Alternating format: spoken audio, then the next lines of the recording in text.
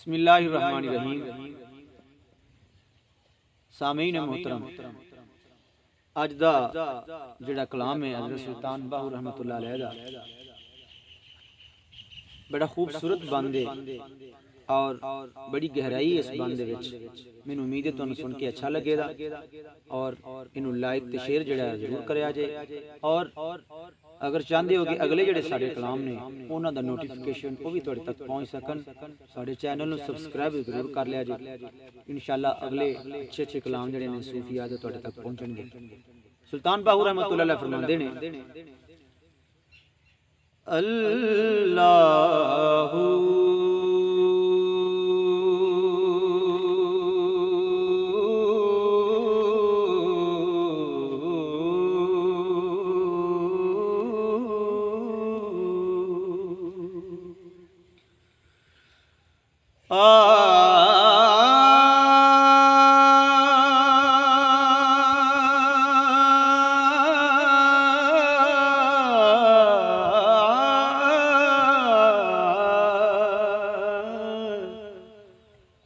मौला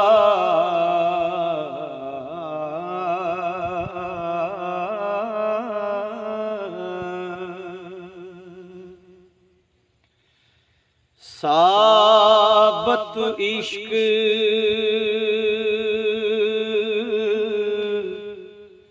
तिना ने पाया जिन्ना त्रट्टी चौड़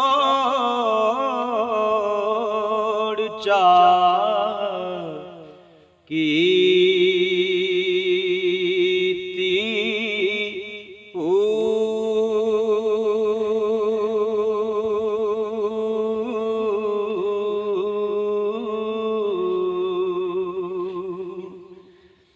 नायो सूफी ते नायो साफी, ना सजदा करन मसीती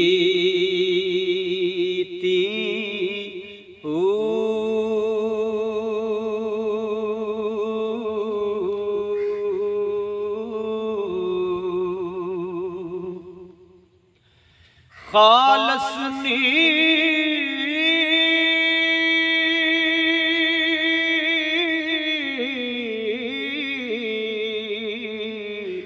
पुराने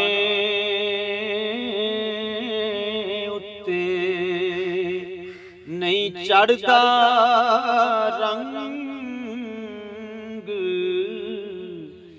मजीठी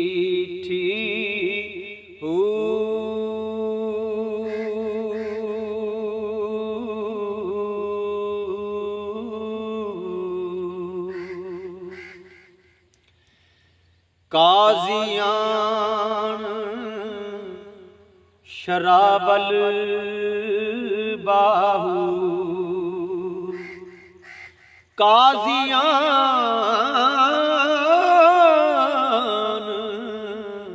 शराबल बाहू ते कदी इश्क नमाज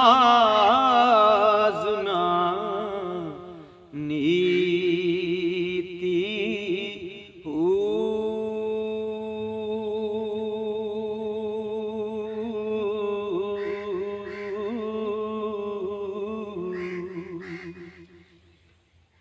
त्रट्टी चौड़ जा कीती। सुल्तान बाहू रहमतुल्लाह अलैह फरमांदे ने कि असल इश्क जिहड़ा खास इश्क रब दी जात दा वो उन्हां आशिकां नूं मिलिया कि जिन्हां ने त्रट्टी चौड़ चा कीती हो। त्रट्टी तो मुराद ए वे कि जिन्हां ने अपना सब कुछ अपना घर-बार जिहड़ा ओ छड़ दिता और अल्लाह दा इश्क जिहड़ा है वो कमाया। अल्लाह दे इश्क विच, अल्लाह दे इश्क दी मस्ती विच जिहड़ा ओ गरक हो गए।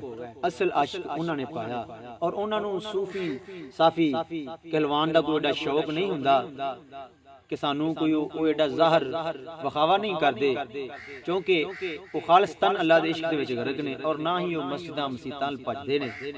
जिस तरह खालिस नील दा जिहड़ा रंग है उहदे उत्ते कोई होर रंग नहीं चढ़दा, इस तरह हजूर फरमांदे ने कि जिन्हां नूं अल्लाह ताला दा रंग चढ़ गया, अल्लाह दे इश्क दा रंग चढ़ गया, उन्हां ते फिर कोई होर शय असर नहीं करदी।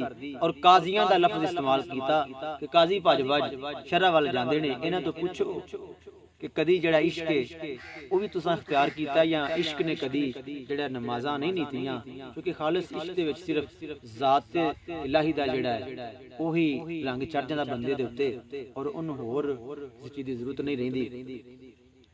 तो हज़रत सुल्तान बाहू रहमतुल्लाह अलैह दा कलाम जड़ा उम्मीद तुहानूं अच्छा लगेगा, इनू लाइक ते शेयर जड़ा जरूर कर दिया जे। शुक्रिया, अस्सलाम वालेकुम।